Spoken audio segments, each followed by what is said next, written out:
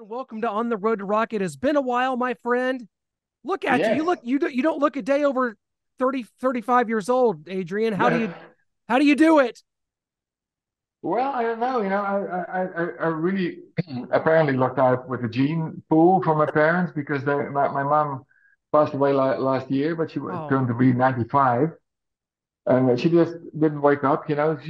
No pain, nothing. Strong woman, and I do take care of my health in a responsible way. I don't do crazy things. I do some bicycling and some skating, and I love to cook, so I always cook kind of healthy, but a lot of unhealthy stuff too, because I love cream and butter, but I think it's all healthy. I have a personal philosophy about food. I think what people often underestimate also is, of course, it needs to be good ingredients. Like fresh vegetables and fruit and all that stuff. But I personally believe that food that makes you feel good, when it's not hamburgers and greasy roadhouse stuff, it also makes you feel good. But if you eat it every day, you're gonna bam, that's all over. But yeah, I just enjoy the hell out of my life too, and that's like a main ingredient, I suppose. well, that's so wonderful to hear. And you're always just such a bright, shining person. And I don't know, you crack me up because I feel like you and I would get along great just by seeing how funny you are on your Instagram. Some of the stuff you post cracks me up. And the latest one was the Snow White thing, Oh removing the yeah. removing the unwanted kiss from Snow Yeah, White man. because we can't have that. So, No, no, you can't be nice to people anymore. You can't say to a girl, "You look nice today." She goes, "I'm gonna sue your ass." It's too bad because it takes, of course, rape is a totally different story. But these days, people get so overly sensitive. You're gonna be careful to make a joke, and they're gonna take it personally. I'm so offended. well, I I'm hate so it. glad I there's mean, people like you that keep well, the yeah. humor going. You're a funny guy, and that's what it's all about. Comedians, especially in America, I feel bad for comedians because Oh I don't yeah. even know what they're supposed to do half the time with their material for fear of getting canceled or having a backlash. Yeah, exactly, exactly. It's weird the whole the thing that's a hot topic right now. Russell Brand, for instance, if you rape somebody, not good. Totally No. no. But like those videos circulating where he really grabs like this woman who doesn't seem to object. He goes, oh Russell." It's a very fine line, and if he went way over it, bam, then you should take your responsibility. But I mean, there's guys who are way less, obvious than Russell is. Apparently, I think he's a really funny guy and very smart. Yeah, he is. He's got a lot of good ideas, and it's another thing, then I'm always a little cautious. I think, well, maybe it's not just that behind it. Maybe it's just because he's saying a lot of things that a lot of people don't feel comfortable with, politically speaking, because he speaks out. Right. And what I often hear is that, you hear politicians or you hear journalists or whatever going, no, democracy is really important because everybody's got the right to say what they want unless they don't like the message, then suddenly, before you know it, you get all kinds of stuff happening to you, and yeah, it's tipping, towing the line at times right now. Well, you know what? So glad there's people like you. We would get along famously, Adrian. I enjoy every bit of it, and I enjoy the new album, the new Vandenberg album, which is Sin. I mean, just completely blown away by this release, and it's been out now for for almost about a month and a half, or a little over a month, really. So Yeah, something like. what's the feedback been like so far? Because everything I see, all the reviews, thumbs up for me. Not that that matters, but two thumbs up for me. But Yeah, what's been the reviews that you've heard? yeah, amazing. I mean, it's always a weird thing. I'm sure every artist feels the same, and every artist says the same because basically you work your ass off on to create this baby, and then you throw the baby into the world, and you hope other people like it as much as you do. And if they do, it's really rewarding. For me, it's never been about money because I always believe if you do something right and you work your ass off for it, the money will come one way or another. It doesn't have to be a lot, you know. For me, it's when I have enough money to make records like this and to survive a period like COVID, it's all good for me, you know. I want to be happy. I want to. I think it's a good thing to have a incentive to keep working because usually you can tell when a lot of artists or basically anybody for that matter, when you get too comfortable, you sit back, you wake up a little later, you postpone, you know, you take your coffee a little longer before you know the day's over, and you go, oh man, where did this day go? That never Sure. works for me, you know. I love to work really hard, and I also love to be like totally unashamedly lazy for a day or 2 days or fuck it, because I get great ideas, you know. When I procrastinate, which is a great word, it's I always call it like an unrecognized art form because it's good for your soul and for your body, and you go, okay, you know. In my case, some of my best ideas come when other people would call me lazy because I'm just walking around the house or cooking something up, and they go, "What the fuck are you doing?" I go, "Yeah, I'm just gathering ideas in my head." Yeah, right. But it's usually how it happens because I burp the ideas into my iPhone, and when it's time to start making a new album, I go by all those ideas, and you go, "Oh, that's a good one. That one sucks. That's a good one. I'll keep that one." So yeah, it's that's how it happened with me. Did you, because 2020 was such a good album that came out kind of right as COVID was hitting, Oh and man, now yeah. here we are 3 years later. Do you feel like that Sin is sort of a kind of a sister album that it kind of builds off from that? Even like just looking at the artwork, and I know I don't want to get into that, just some of your artistic endeavors, but the cover art is kind of very evocative. And um, do you feel like it kind of goes off of what you did with 2020 and is almost kind of building off of that album? Yes, yes, of course. What uh, what happened every time in my whole career, if you want to call it that, because for me it's a hobby that went completely out of hand. That's the best kind. It is the best kind. Yeah, for me it's always been I really want to raise the bar with every album I've ever done, and so far I think I've achieved that. And also with this album, I think it's a little bit more intense, which also has a lot to do with Mats' way of singing. He really digs deep into the songs. You know, he doesn't just sing like a melody like a musical artist would do. You know, la la la la la, la, I'm so heartbroken, I can cry, but at the same time, the dancing and smiling. You know, Mats really goes into the deep, so that makes a difference for the overall expression of the song, the expressiveness, and I try to dig deeper every time we've been playing. I really focus more than I've ever done before on the expressiveness of what I do, and really try to squeeze the last drop of passion out of each of every note. You know, I like to pay attention to how I play it more, almost more than to what I play. You know, it's that's all about. If rock doesn't have that fire, you know, it shouldn't be rock because Sure. rock needs to be so exciting that you're in your car, you turn on the radio or wherever you play it on, crank up the windows and play it as loud as you can and go, whoa, you know, that you gotta have that feeling. Otherwise it's punk. That's yes, and that's what I mean. This album is, it's so layered. And your singer Matt's, how important is he to not only the Vandenberg sound of these albums, but also when you play live and he does the Whitesnake songs, because it's like he's so versatile that he can do anything. How Oh important has yeah. been your collaboration with Matt's as the singer?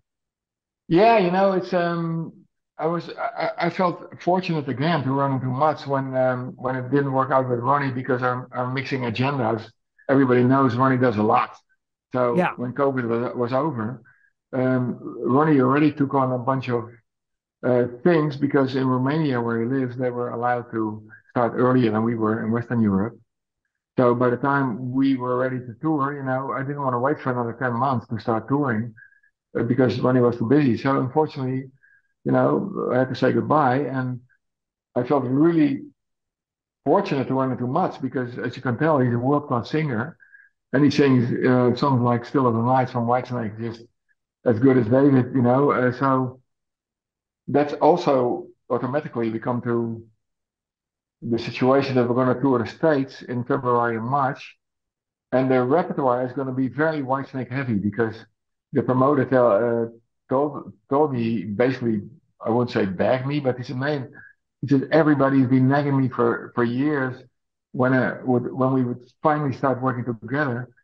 Please come to the States and play Whitesnake material that you were involved in all those years, because people haven't seen me play the States since 1990. So I must have been 2 years old by then.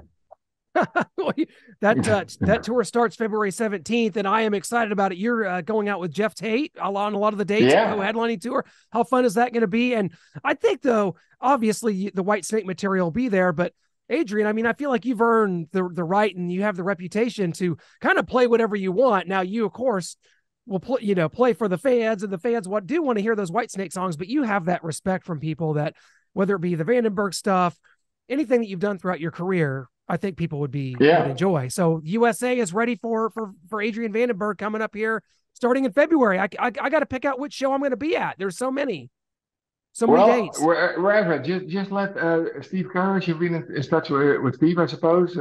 Yes. Yeah, just let him know, if you want to come to a show, he'll let my manager know, and you're always welcome, man. It's gonna be fun because you can never have too many people who love rock making noise. That is me, if nothing else. I at least do have that going for me. And so when you're putting together a set list for the shows, whether you're doing some of the shows here coming up in November over in Europe or here in America, how difficult is it to kind of put together a set, especially with a new album out? You have an album out that you came out in 2020 to try to work all those songs in. How Yeah. difficult is it for you to put together a set list? Yeah, it is pretty difficult. I could play easily like a 2.5 hour set, but it's a co-headlining tour, so you're probably gonna get stuck to, like hour and a half, maybe hour and 45 or something. Um, yeah, it's kind of difficult because, of course, I want to play songs like Silver Night and Here I Go Again. At the same time, I want to play songs like Sin and Out of the Shadows or the Freight Train. Songs from the last two albums. I really wrote them with live shows in mind, because that's one thing that I really learned from touring the States. Um, the songs that have a certain groove that work well in arenas and stadiums. They have that American rock feel. Like the song "Light It Up" from this last album was absolutely written with the arena shows in mind. That are still so very clear in my memory from those 12, 13 years I was with Whitesnake. I really enjoyed the hell out of it. And at the same time, I really, really enjoy playing clubs, because in all the time with Whitesnake, we didn't do that. We play arenas and stadiums and shit. And I really miss playing clubs, like anywhere between 1,000 and 2,500 people. The vibe is really electric, and the sound's better because, it's not like reverbing in every direction. So it's great, there's just a little less women that pull up the t-shirts than it was in those days, because there were 50,000 of them, and in a 1,500 seater club or 2,000 seater club, there's probably like, well, let's keep it to about 600, 700 or something. Well, that's going to be perfect. And I'm really excited about it. I'm in Kansas City, so I got Tulsa circled on my map here. That's not too far Oh, from me. great. I'm gonna be there. That's a great billing. Like, and are you someone that, because I mean, you do some of the Monsters of Rock cruises, you do tour with other bands. Do you have a lot of peers that you feel like that you're really close to? Is Geoff Tate someone that you've ever been around with or toured with before, or how did that kind of come to be? No, it actually, he's got the same management as we do in the Yeah. United States. So when we signed up with this touring agent, who's really great, he's got some of my favorite artists, like John Waite and Roger Daltrey. He's got a great roster. So when we signed up with him about 5 months ago or something. He said, "Man, I've got this great idea right away because I'm setting up a tour for Jeff. It would be a perfect combination," which I totally agree on because, as everybody knows, our styles are different, but at the same time, the overlap in crowd is very similar, I suppose. So it was a great idea. I have a lot of friends in the States since my wife's thinking, like people like Rudy Sarzo, Tommy Aldridge, Brian Tichy, Doug Aldridge. Man, yeah, a whole bunch of them, and I'm always looking forward to see them and to jam with them. That's definitely going to happen more in the future now. I'm finally got my foot in the door in the States again. Which is wonderful. And Adrian, I mean, rock and roll is timeless. There is It no is. age when it comes to rock and roll, right? I mean, Alice Cooper just said he wants to play until he's 90. Now you look so we talked about, you look tremendous. You do have kind of a big birthday coming up though in January. How do you feel about turning the next page for another decade? Yeah, it's the funny thing is I'm exactly the same as my mom in that respect. She always forgot her age. Like every year when it was her birthday, I go, Mom, do you have any idea how old you are? Even the last 2 years when she started dementing a little bit. So that was logical. But when she got to be 93, for instance, I said, Mom, how old do you think you are? She goes, Hmm, I suppose I have to be like early 70s by now. I go, Mom, you're 93. She goes, You're kidding. You're kidding again. You always make those jokes. I go, Mom, that's the way it is. You're going to be 93. And the way I look at it is, I suppose, quite different than a lot of people do. I think, having the privilege to grow, to be allowed to grow older is the biggest present that you can get, provided you make sure you enjoy your life. Sure. And a lot of people um, have a lot of trouble in their life, of course, and bad luck and all that stuff. So for a lot of people, it's of course more difficult to enjoy every day of their life. And I feel really fortunate because every morning I wake up and go, man, who would have thought that I would still be making rock and roll, the kind of rock that I love.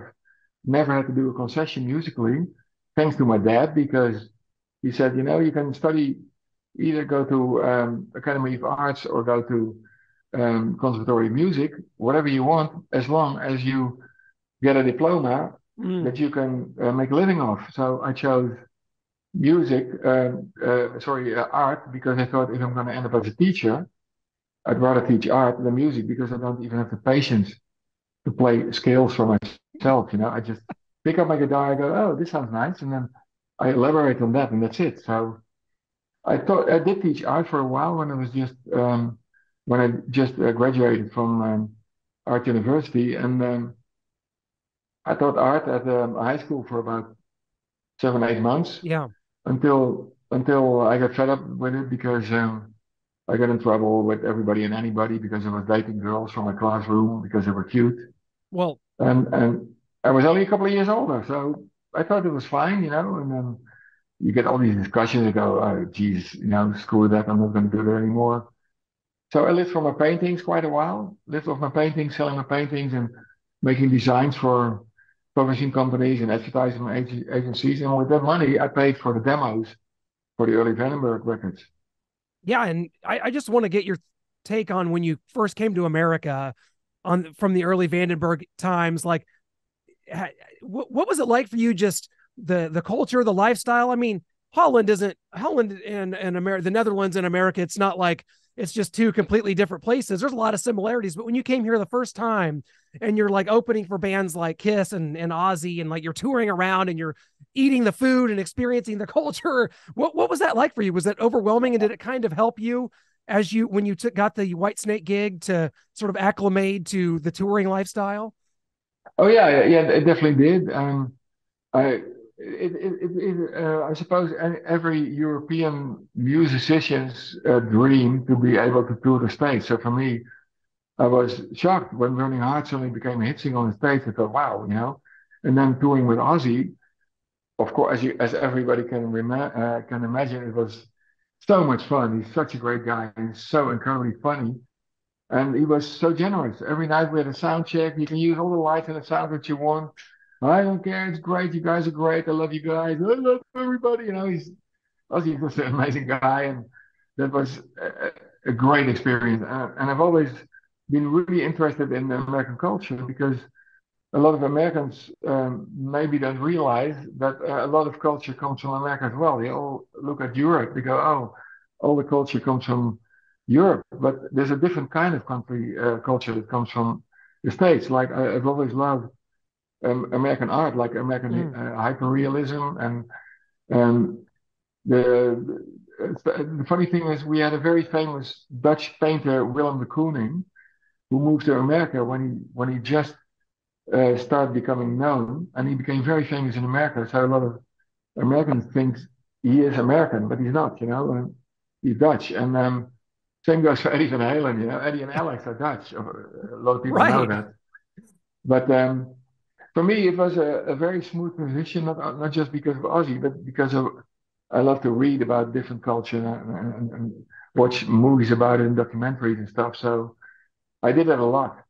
And I went on a feeding frenzy too. I went to in every town that I was in. I looked what the specialty of the town was. Like for instance, Philadelphia steak sandwich. When we played Buffalo, I went for the original Buffalo chicken wings place. I discovered the Fuddruckers burger chain in California. Amazing burgers, holy In and Out cow! Burger too. Come on. In and In Out and Burger Out too. Burger, another great one. And Tex-Mex food, I've always been really fond of it. And you have all those great places. So I basically ate my way through the United States, you could say. And then, of course, there's these great bars where girls who kind of forgot to completely put all their clothes on and dance to great Ah, rock music, man. I What's hate not to when that like? happens. I hate it, but I try to be open-minded about it. Yeah, So I me go, too. okay, I have to, soak up American culture in the broadest sense of the word. So that's what I like to do too. Well, I want to make sure everybody gets to the website where they can get the album. It's called Sin. It's tremendous. Vandenbergband.com. I mean, 9 sizzling tracks. You can get a limited edition green vinyl, a CD digital digipack, or a digital release. It's all there. Adrian, I mean, you are bringing this material, the new stuff, the old stuff, the Vandenberg stuff, all to the United States here coming up in February. We can't wait. Now, I don't know if you ever really still keep in contact with David Coverdale very much, but Oh he's yes, been talking about winding down Whitesnake.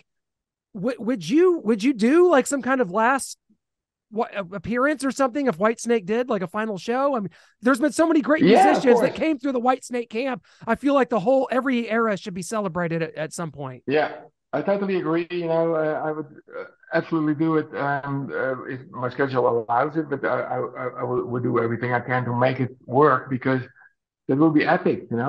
It would be epic to do something like that. And as everybody knows, Dave and I are really good friends. Still, we're almost on a daily basis. We send back and forth politically incorrect jokes and stuff, as we both like.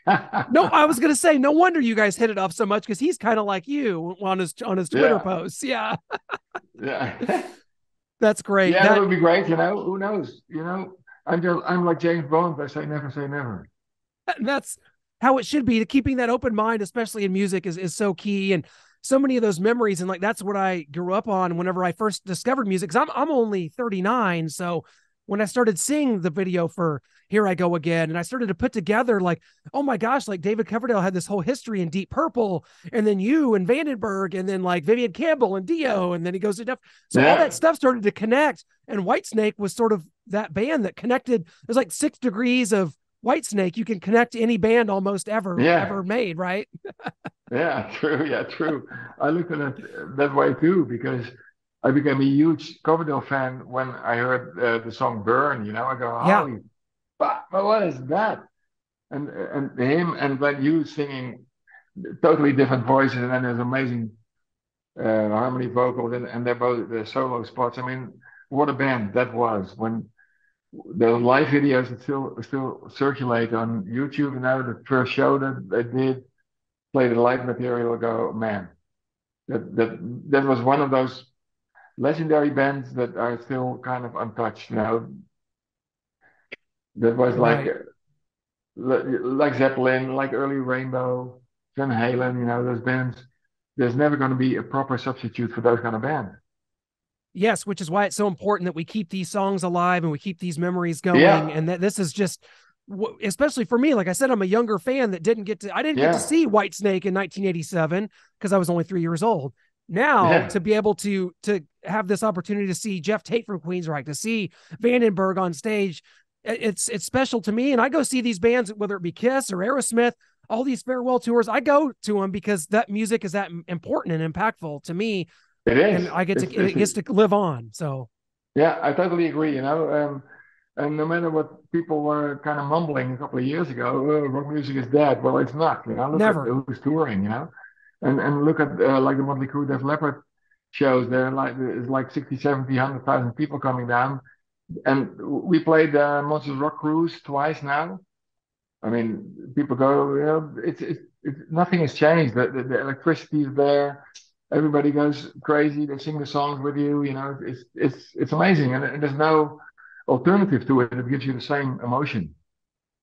Before we let you go, Adrian, I'm curious because we've had Michael Schenker on this show before, and I know you've run around and done some shows with Michael, but he's, as a guitar player, I love his work, but he has said Yeah. he has no influences. He's not influenced by anything. Is that, for one, is that even possible? Because for you, your influences come out in a major way, whether it be Hendrix or Stevie Ray Vaughan or Deep Purple. Some of that stuff really comes out, especially in some of the newer albums. But for Michael to say he's not influenced by Well, guitarists, is that possible?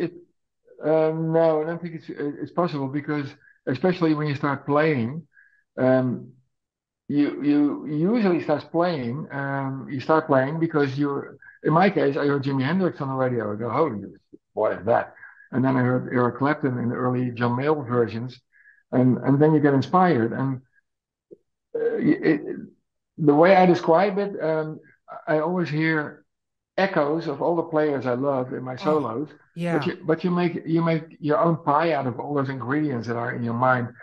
And I've also I'm a big fan of Michael. He's an amazing player, and he's playing better than ever. And he also mentioned, that people like Leslie West were influenced on him and Jimmy Page. So maybe sometimes, he's not in the mood to talk about it or whatever. But I, I but yeah, it I could be.